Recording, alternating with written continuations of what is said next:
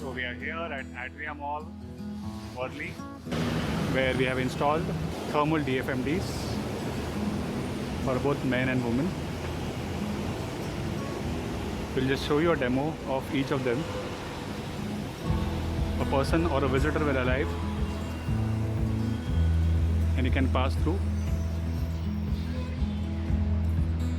You have to just mark his temperature and then he can walk in.